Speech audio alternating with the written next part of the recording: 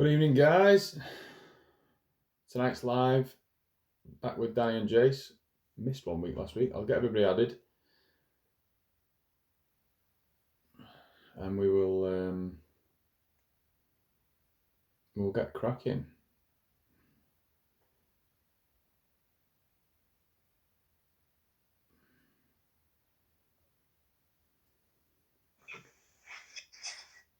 Oh, I did. Did you, mate? I'm good, mate. I'm good. How are you?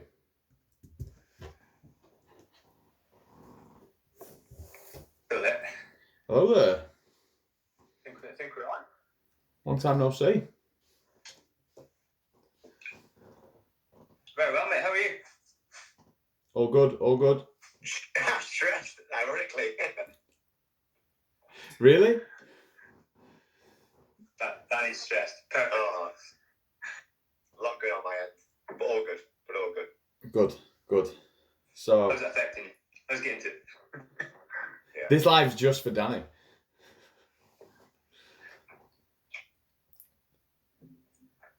We got a bit of a lag. He makes that awful, yeah. Say again, Chief.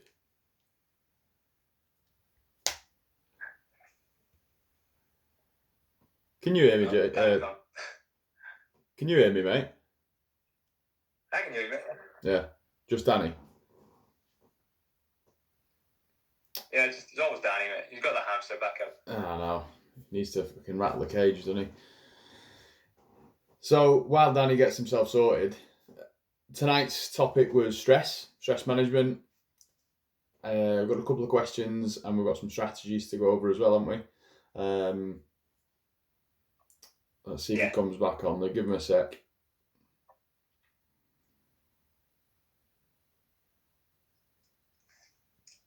See if he gets back on. Yeah, I don't think he's going to.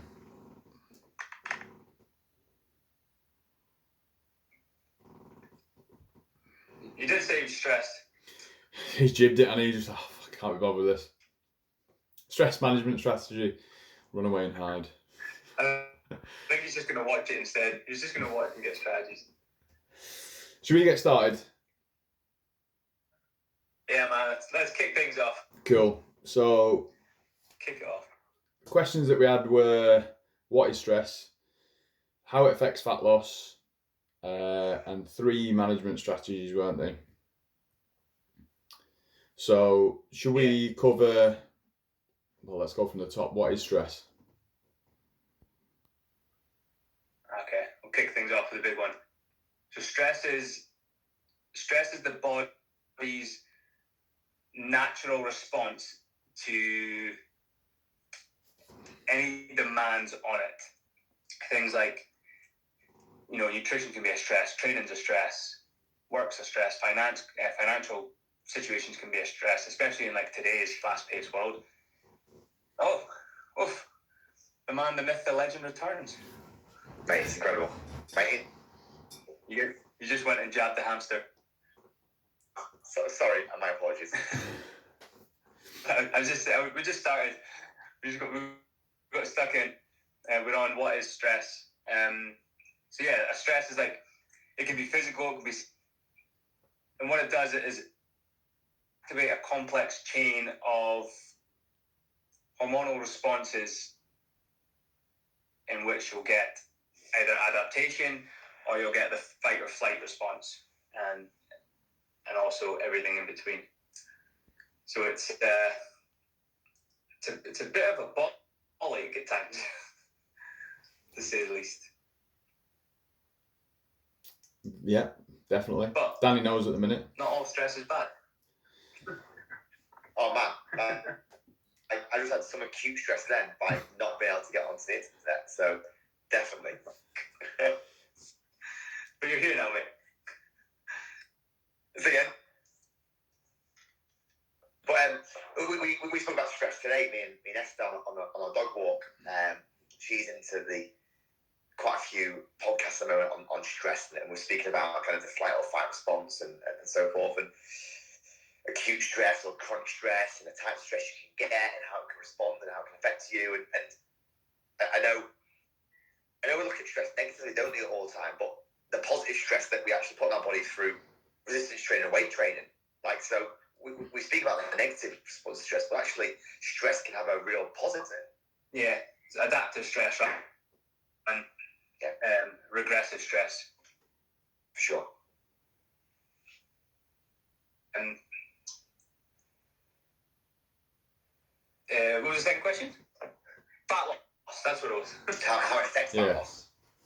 Sorry, I think I just froze then. It's like, it's weird. So like, I thought you were just really engrossed. No, I think my internet's not the best either. So it's like, this is going to be a long live.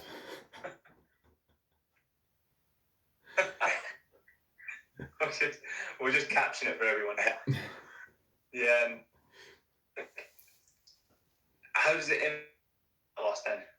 So we spoke like, is it either a psychological or a physiological response that you'll get or stressor to the body, and you adapt it one way or another? But how does it affect fat loss? So typically when we talk about the triggers, like I hate using.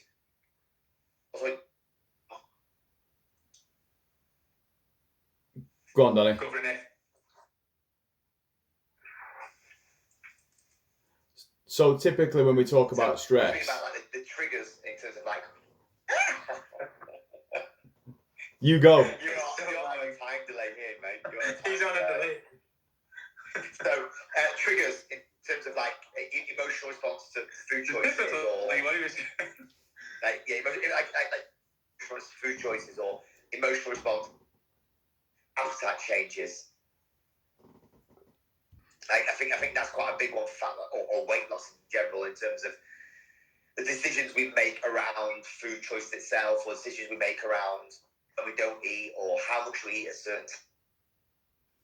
I think that is a real. So Jay, shall I jump on that and expand on that? Yeah. So I think what you're saying is this almost stress things. Yeah. Where you'll get things like. It's probably the most common issue, right? Apart from cortisol helping you retain a little bit more abdominal fat, you're looking at stress-induced cravings in the terms of comfort food, high sugar, unhealthy fats, things that you're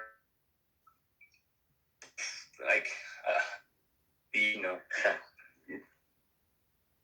almost taboo to say it, but things you shouldn't be eating. Really, what it's doing is it's sending you rather than sending you forwards.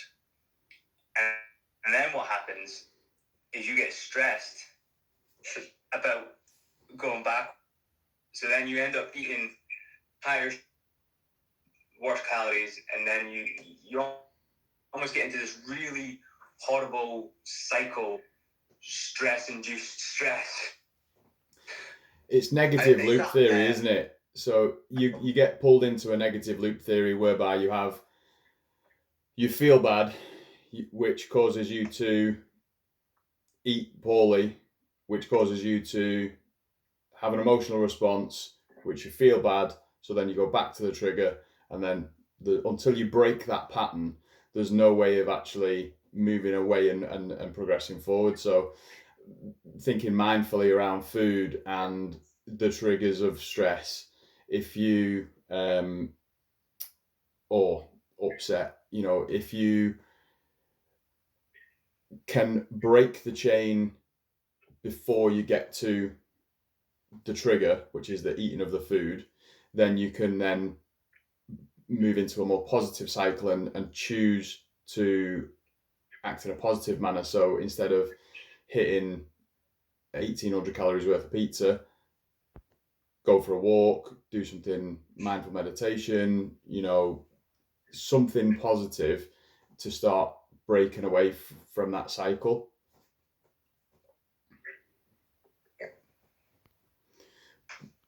I think that negative loop's linked to the habit cycle, isn't it? In terms of that cue response and where your active behaviour comes from and where your motivation comes from.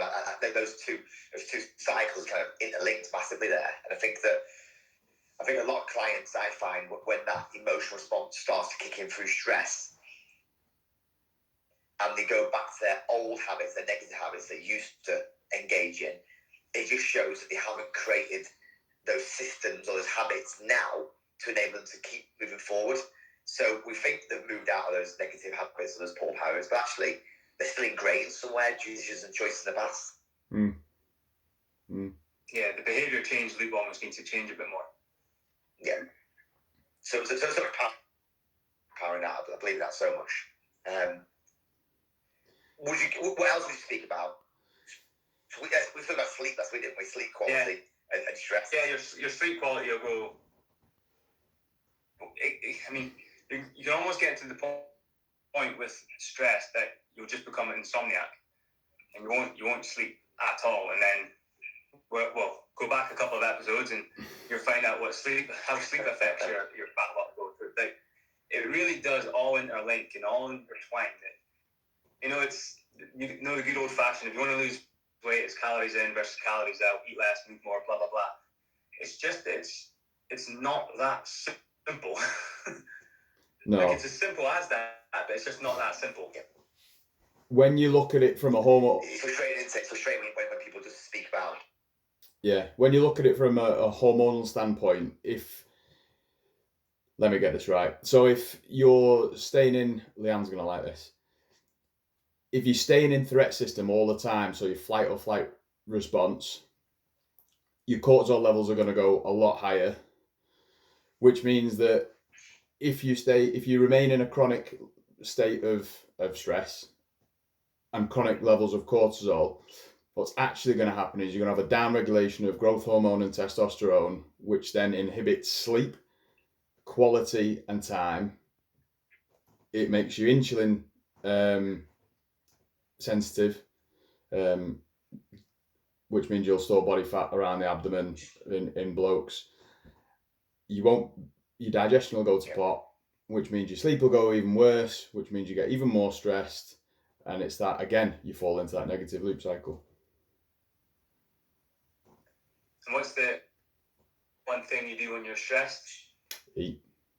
Go and eat something you really, really shouldn't eat. It's the same when you're tired as well. It's the same when you're tired. Yeah. I also think that, boys, that we're all been on the same path here, that we said that we don't tell clients not to eat things, we tell them maybe just eat less of that certain food choice. But when you're stressed, you don't eat less of that certain food choice. You go and eat more of it. So the hard thing is that you enable yourself to eat these certain food choices, which is amazing, but when those stress factors kick in, the stress factors happen, we do turn back to type as well, which has a negative effect on us.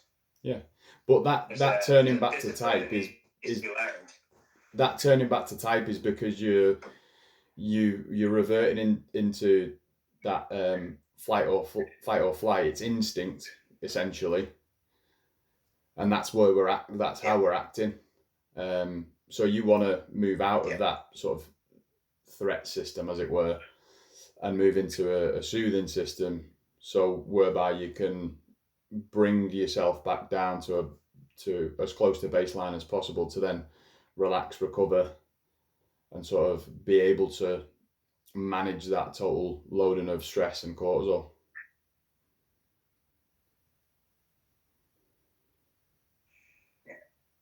So we spoke about what stress is and how it affects fat loss. So what are like some strategies to manage it then? What have we got? Should we quick fire some strategies?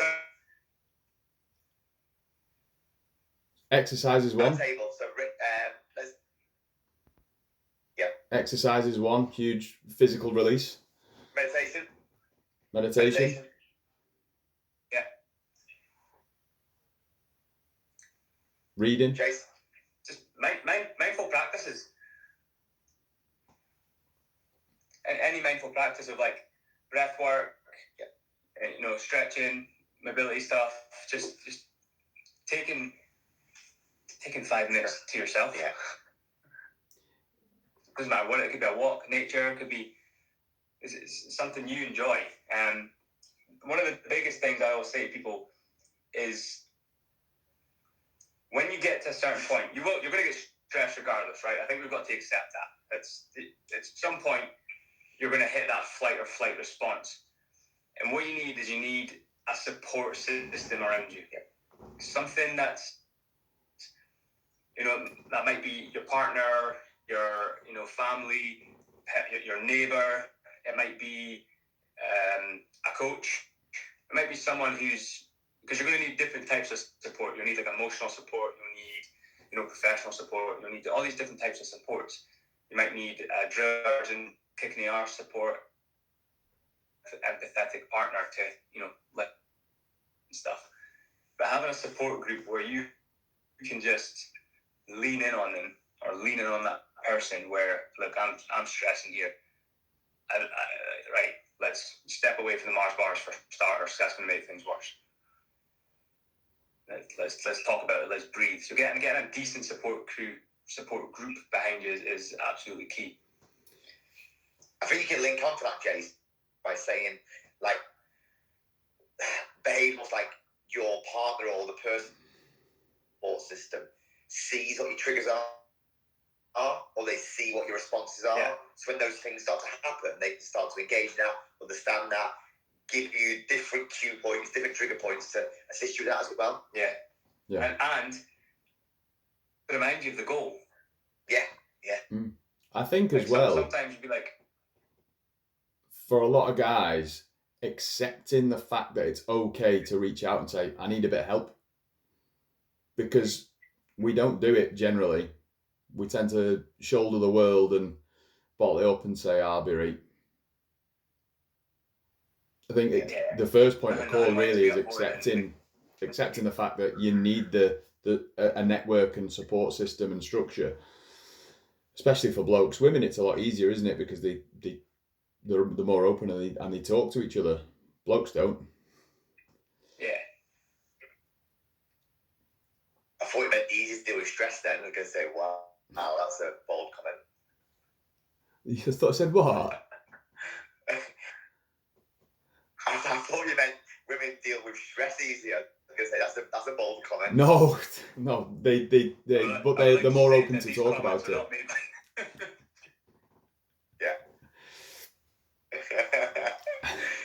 I would expand on that and go, I think creating routines as well, like having a structure or routine to your life and your day has a benefit to stress patterns, because when you get stressed, you want to fall out of routine and you start to create different habits, different choices. Because you've got that routine, that structure, that organisation. I think sometimes you're more aware of staying in those realms, of that in that element of like what's happening that day. Yeah. If that makes sense. Yeah. We as humans, we crave routine, we crave structure. And we've covered it in a couple of episodes before, haven't we? I've got a lad today I've just been speaking to. Oh, we have. I've got a lad today who have just signed up, and he was saying the reason why he struggled in the past is he used to have a great routine. Obviously, the pandemic kicked in. Things changed a lot in his life. He lost that routine. He lost his friend he was training with. And he's actually back into it now. But he felt that the number one factor for him falling out of love with stuff and not being able to get where he needs to get to was that routine. And then he identified that when he is stressed, like he's lost his job now and a lot of things happen in his life. But if he had the structure he used to have, probably the way he did, but now I need that back again. I need that element of structure that I can't support, a support system, that structure around my life to be able to get things back in play, which is quite powerful, that.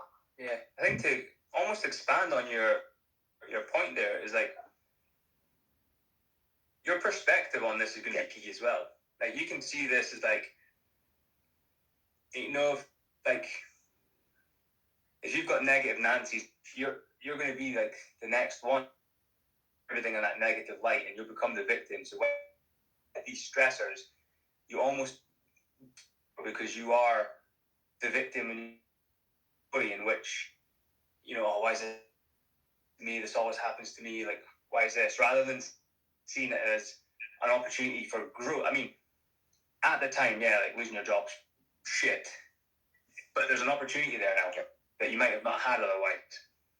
And spinning perspective is key. And like I think we said at the start, not all stress is bad stress. You've got things like overload training, diet stress. Like some of these are like 2-3 years ago, I was dreaming about the stress that I get now from being self-employed. I was dreaming about having that stress.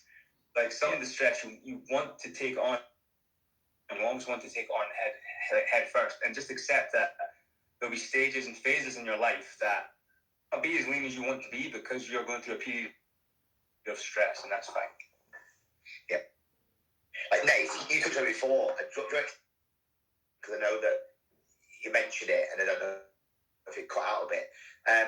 The effect of cortisol and the storage of body fats in around the abdominal area, more so male. Sorry, you cut in and out a little bit there. You want me to go over that? Yeah. Yeah, cool. So as cortisol levels rise, obviously everything in the body is interlinked. So insulin sensitivity drops. So we then, therefore, are not effectively storing energy by shuttling into muscle cells. We are essentially storing in body fat cells rather than in muscle as glycogen. So there's certain things you can do to help reduce that. So to resensitize, we can pull carbohydrates right the way down. However, if we've not got a handle on overall stress levels, it's not going to help. It's going to be putting a plaster on a broken leg. So with regards to bringing that back around the other way, with males, we tend to store body fat abdominally, apple shape. That gets exacerbated by higher stress levels, so that fat storage pattern accelerates because of the insulin desensitivity. So to really bring that down, we need to address, firstly, the sources. So like Jay said before, what's progressive stress, what's regressive, what can we manage and manipulate, what can we not, what strategies can we put in place? So the systems, that the things that we said before, so like meditation, mindfulness, is having a technology cut off good for you? Do you enjoy reading, getting out for a walk, grounding exercises, anything? There's hundreds of different things that you can do to recenter and sort of become more aware. From there, then obviously once the stress levels come down, then we can bring an insulin resensitivity protocol in where we pull carbohydrates right the way down. Normally I'll go anywhere between 1 week and 2 weeks for that, depending on the person and depending how sort of chronic that stress has been been affecting them. And then from there, we can slowly reintroduce carbohydrate as weight starts to drop.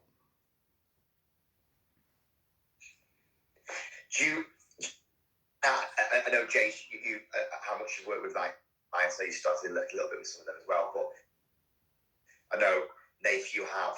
Do you find that when someone is being quite aggressive with their nutrition or quite aggressive with their training and the stress on their body, including the stress of life, that has a big effect on weight loss or not?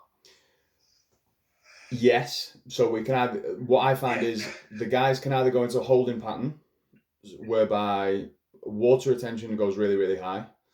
They're struggling to shift the weight, and sleep's affected drastically because they're normally, like we've covered in previous lives, drop the calories too quick and gone way too hard in the gym right from the off. If we can slowly build that stimulus up, so slowly build the training load up and we slowly bring the carbs and calories down, we don't tend to find that. One thing as well that both men and women do without knowing is they'll pull calories, but they don't look at macronutrient balance. So to help with cortisol management, we do need a certain amount of fats in the diet as well. We can get away with not utilizing carbohydrate. We can produce that in the body, But protein and fats, we do need an ample amount of to be able to manage hormonal regulation. So yeah, a lot of guys and girls will pull that right the way down, and unknowingly they just think, well, I'm hitting my calories, I'm hitting my protein, but the fats will be, through the floor. And that has a negative effect on sleep, which then increases cortisol, it increases cravings, and then they end up breaking. Yeah. Back in that cycle, Yeah. But when obviously that does happen, they'll go into a holding pattern, they'll look watery, they won't start to shift the weight sort of stalls out. I would put refeeds in there, or we would have a diet break. Yeah. I think refeeds and diet breaks are quite cool anyway, just for a couple of like 8 weeks or 12 weeks, just for even adherence, isn't it? Adherence is quite important at that point. So if they don't adhere to it, they're gonna break and create that cycle again. Yeah. I always go with anything. If you've lost more than 10 or leading up towards 10% of total body mass, you need a diet break, because you've shifted a lot of weight, and you've put a lot of stress and stimulus through the body. So we need to reset leptin and ghrelin levels, let the body come back to our baseline homeostasis, and just sort of remanage itself and adapt to its new weight, its new sort of composition.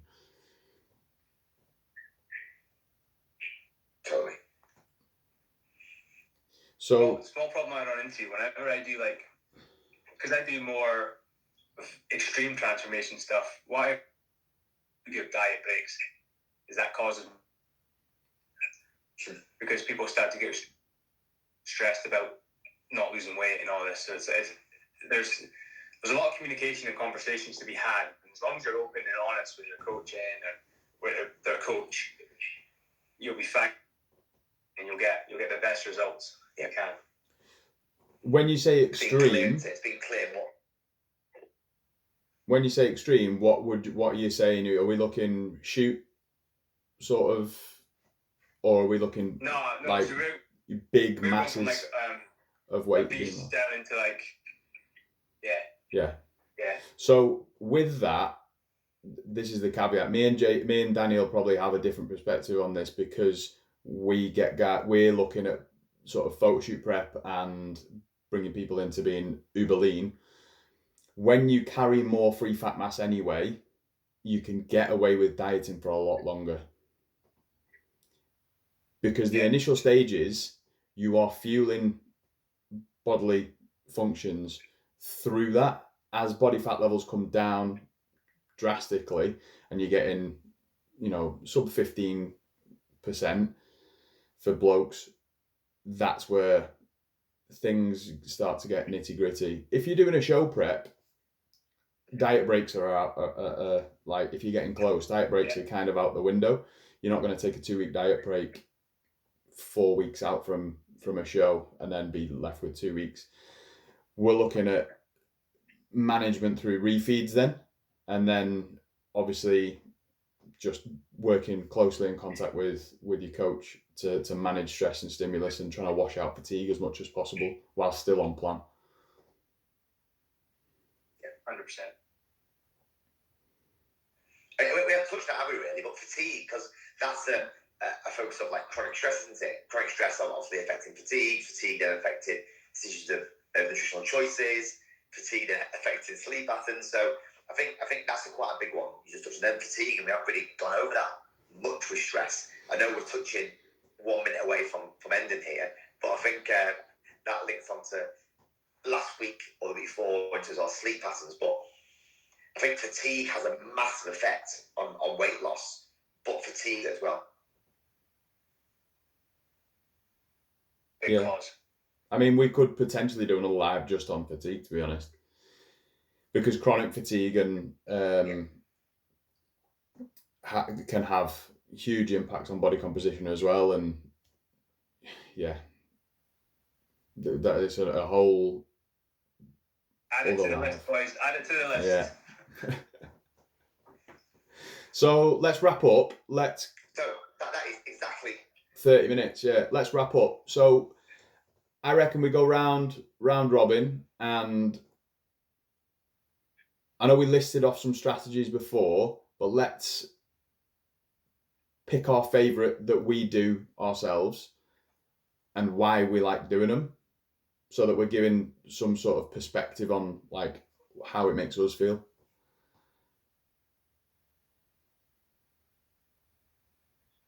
Does that sound good?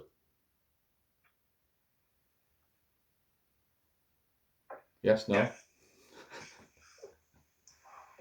Yeah, who's going first? You. That was all.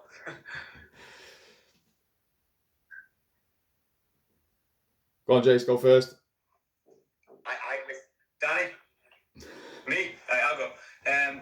So one of my favourite is the Wim Hof breathing. There's a free Wim Hof breathing app. I'll do that kind of whenever I start to find things overwhelming, or I start to get sort of in on myself or down on myself, or just got a shit ton of stuff to do. Focus. I'll just go lie down on a hard floor, completely flat, and do the Wim Hof. Just helps you almost recenter and refocus. So it's a short term one, but it does the job. I like the fact that you go and lie down on a hard floor as well, because you're doing some grounding work there too. So that's like 2 in 1. Yeah. So for me, the biggest thing is getting outside into nature. 0 digital input. You've probably seen me speak about it before, like coffee and cardio. Literally, I love coffee. I love being outside. If Leanne's with me, it's even better. We can just go out, have a coffee, walk up to the reservoirs near us, and just chill. But yeah, just rewilding, as it were, is huge. Obviously, you can't do that all the time. So, like for me, I love breath work as well. So if I need a quick sort of 5 minutes at work, breath work's great. You can do it anywhere.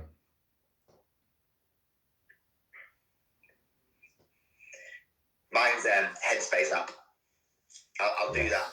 I'll do that before a big block of clients, check-ins and reviews. I just sit there and put Headspace on and work through that. And the good thing about that is you can set it for however long you want to work it, 5, 10 minutes, 15 minutes, 20 minutes, whatever for. And obviously that's a bit of breathing work as well, but it's also just that mindful understanding that I'm present. I've got nothing else going on, I'm present, and I just know where I am in my body. And I think that when you know stress is coming, it's a cue point to enable that not to happen. Yeah, good. Would you do that every day, Danny? Yeah. I missed that, sorry. What are you saying? Do you tend to do Headspace every day? Yeah. I'll do it. So my gap between when I work at the barn and when I come home to the coaching, a gap between, if not, it's just a flow from 5 to 7 p.m. at night. It's just too much of flow. Yeah. That break in the day, it breaks that section up and then that section up, and then I can control everything else going on around me. So, that's a habit I've created well.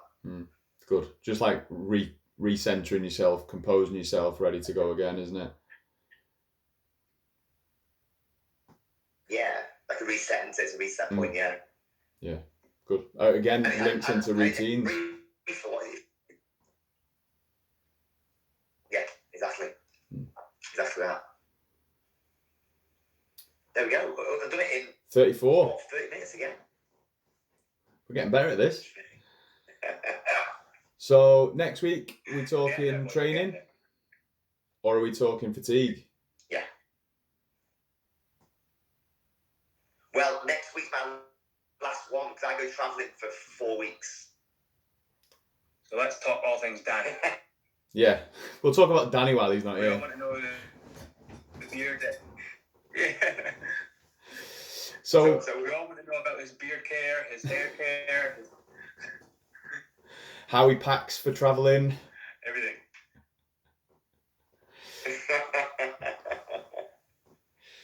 I mean, next week we could just shoot the shit, couldn't we? A little bit of a general sort of overview of the things that we've spoke about, and then we can, like me and Jace can sort of talk about our own training stuff while you're away. What we could do next week as well is we just go ask questions to anyone watching. So anyone watching, ask a question. What do you want to know? Like really, yeah, live Q&A. Yeah, we'll do that. Test us. That's it. We have to put some people in to set up some really awkward questions for you, Danny. Cool. So we'll do live Q&A next week, and then we will wish Danny a happy travelling. But yeah, guys, thanks for watching. If you are watching this live, or if you've watched it on playback, go and follow the guys, follow me. If you've got any questions outside of the lives, don't hesitate to drop us a question, drop it a DM, sorry. We'd be more than happy to help. And I'm pretty sure that we'll have some stress management tools in our links in bios as well. I know I've got a journal and sort of habit tracker in there. I'm assuming Danny will have some stuff and Jace will have some stuff as well. So head over and check those out. But yeah, until next week. Ciao. Ciao. Peace.